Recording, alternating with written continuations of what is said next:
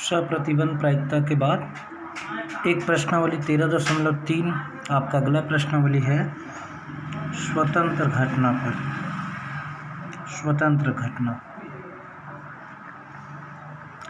स्वतंत्र घटना मतलब दो घटना होगी, दोनों घटनाओं का ना समान आने का चांस होगा। जैसे एक सिक्के को उछालते हैं, चिट भी आ सकता है, पट भी आ सकता है, दोनों आ सकता है, लेकिन एक के आने पर दूसरा का कोई विरोध नहीं रहेगा।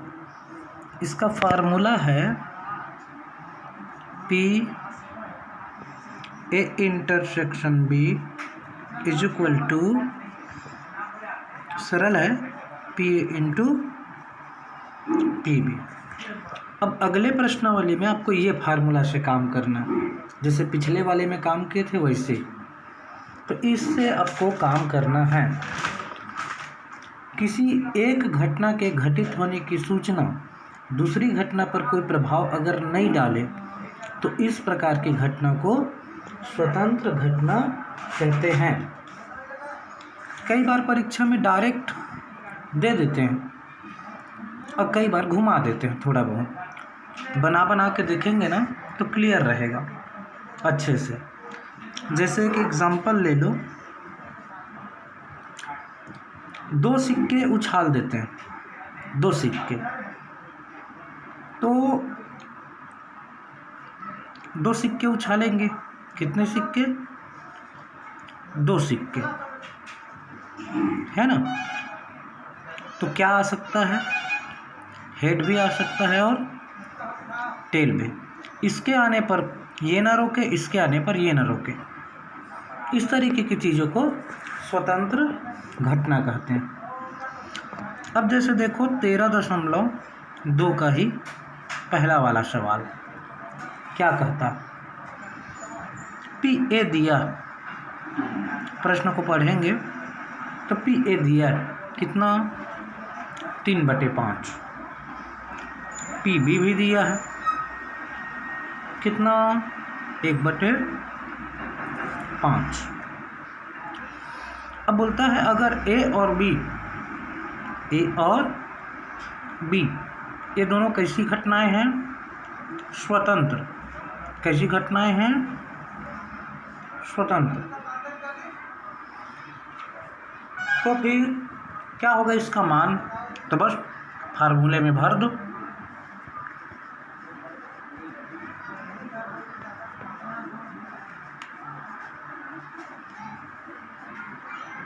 ये PA PB तीन कम 5 हो गया। अब देखो 13.2 का दूसरा प्रश्न, 15 पट्टों के गड्डी में यादृच्छिक बिना प्रतिस्थापित मतलब एक को निकाल लोगे ना, फिर रखोगे नहीं गड्डी में। ये दो पत्ते निकालने पर दोनों पत्ते काले ही होने चाहिए। दोनों पत्ते कैसे होने चाहिए? काले। उसकी प्रायिकता अपने को क्या करना है? ज्ञात करना। प्रश्न को पढ़ते हैं तो अपने को क्या समझ में आता है? एक के बाद एक पत्ता निकालना, तो दोनों घटनाएं स्वतंत्र घटना। दो घटना होना है, पहले एक पत्ता निकालना है, फिर दूसरा, और वापस रखा नहीं जाना है। तो एक दूसरे का विरोध नहीं कर रहे हैं, घटनाएं हो ही रही है, दोनों घटनाएं स्वतंत्र हो रही है। तो ये स्वतंत्र घटना है, इसलिए सीधा फार्मूले पर चलते हैं। PE मतलब इवेंट की प्रायिकता बराबर 26 पत्ता काला होता है, कितने में से? 52 में से। तो 52 में से 26 को खींचेगा, तो ये हो गया। अब मान लो 26 में से 52 खींचना चालू किया, तो फिर एक खींच डालेगा, तो एक पत्ता कम होगा। अब पत्ता कितना हो जाएगा? 25। कितने में से? 51 में से एक पत्ता कम होने से, तो 52 में 26 काले, 26 52 में से खींचेगा, एक पत्ता और खींचा तो 25 में 51, एक पत्ता निकलने के बाद, तो 26 से कम 26 और 26 दूनी 52, तो ये कितना हो गया 1/2, 1/2, और ये नहीं कटेगा। 25 से कम 51 दूनी ये। ऐसे ही सवाल को क्रमचय संचय में बनाते हैं। तो क्रमचय संचय में बनाओगे तो कैसे बनेगा, 26 काला पत्ता में 2 निकालना, 26 से 2, और टोटल 52 में से कितना निकालना है, 2 निकालना है। तो ये उत्तर मिल गया ना। और दूसरे तरीके से बना सकते हैं इसको क्रमचय संचय से। तो 26 गुणा 13 इसका सूत्र, 2 गुणा 1 ऊपर का सूत्र ये, बटे नीचे का लगाओ 52 51 2 गुणा 1, ये 2 गुणा 1 ये 2 गुणा 1 कट जाएगा, 26 से कम 26 दूनी 52 कट जाएगा, तो 1/2 13/51, फिर उत्तर कितना आया 25/102। ये दोनों तरीके से बन सकता है। 13.2 का दूसरा प्रश्न है, सेकेंड वाला। इसमें क्या है, 15 संतरे, क्या है 15 संतरे, 15 में 12 संतरे अच्छे हैं माने गुड, 3 संतरे खराब हैं मतलब बैड। ठीक है, एक डब्बे के अंदर में 15 संतरे हैं, 12 अच्छे हैं और 3 खराब। सवाल ये पूछा है कि जब डब्बे के अंदर में हाथ डालोगे तो 3 अच्छे संतरे होने की प्रायिकता ज्ञात करो, मतलब 3 ठो अच्छा संतरा होने का प्रायिकता PE बराबर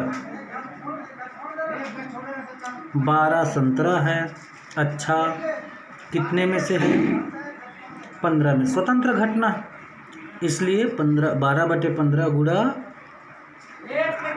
11/14, 3 बार निकालना है, 10/13, एक एक घट जाएगा, डब्बे में से निकालते जाएंगे तो एक एक घट जाएगा संतरा, 15 संतरा 14 हो जाएगा, 14 संतरा 13 हो जाएगा, 15 में 12 ठो से निकालना है, 15 में 12 निकालना है, 14 में 11 निकालना है, 13 में 10 निकालना है।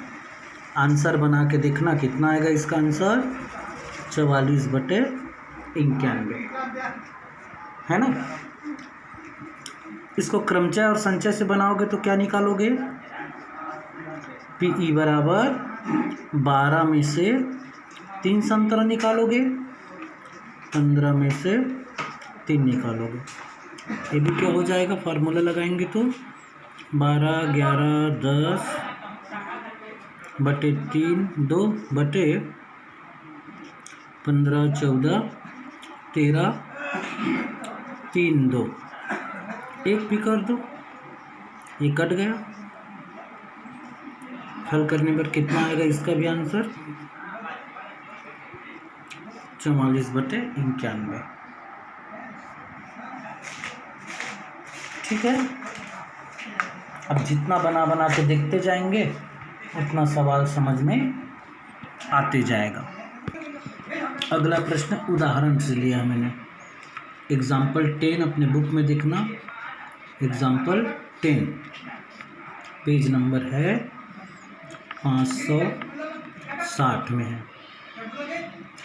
एक पासा को उछालोगे तो क्या बनेगी इसकी प्रतिदर्श समष्टि, पासा उछालने पर 1 2 3 4 5 6 यही आएगा, पासा उछालोगे तो ठीक 1 नंबर दे दो। दूसरे नंबर पर पासा उछालोगे ना तो 3 का अपवर्त्य आएगा, बोलता है अपवर्त्य मतलब गुणज, 3 का अपवर्त्य आएगा। मान लो इस घटना को अपन ई मान लेते हैं, ई, 3 का अपवर्त आना मतलब ई मान लेते हैं। तो 3 एकम 3 और 3 दूनी 6। कितने बार आया भाई? 3 के गुणज कौन होंगे? अपवर्त। 3 और 6, तो 2 कितने में से? 6 में से। तो 2 एकम और 2 तिया, कितना आया? 1/3। आगे बोलता है पासा उछालने से क्या आना चाहिए? सम अंक। सम अंक, इसको हम F मान लेते हैं। सम अंक कौन कौन सा आएगा? पासा उछालोगे तो 2 4 6, कितना हुआ? 3, कितने में से?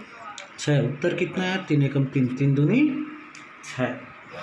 अब अपने को स्वतंत्र घटना निकालना है, तो लगा दो formula P E intersection F बराबर PA इंटू PB। PA कितना आया है? 1/3। PB कितना आया है? 1/2 बराबर कितना आएगा? 1/6। ठीक है। और PE इंटरसेक्शन F भी कितना आएगा? इधर वाला अगर ये निकालोगे तो ये भी 1/6, मतलब ये स्वतंत्र घटना है। उदाहरण नंबर 11 भी में वही बताना है। क्या बताना है? कि ये स्वतंत्र घटना है कि नहीं। तो स्वतंत्र घटना के लिए क्या अपन फार्मूला यूज़ करते हैं? P A intersection B is equal to PA into, ये आया तो स्वतंत्र घटना है। क्या क्या दिया है प्रश्न में ये देख लेते हैं। दो पासों को उछालते हैं तो परिणाम 2 पासों को उछालने पर कितना आएंगे? 36। PA के बारे में सोचते हैं प्रश्न को पढ़ने से। PA क्या बोलता है? पासों को 2 बार उछाला जाता है, तो मान लो एक घटना पहली उछाल में विषम प्राप्त होता है, तो विषम प्राप्त होगा 18 बार विषम प्राप्त होगा 36 में से। 18 एकम 18, 18 दूनी। तीसरा PB, ये क्या है? विषम के बाद क्या है?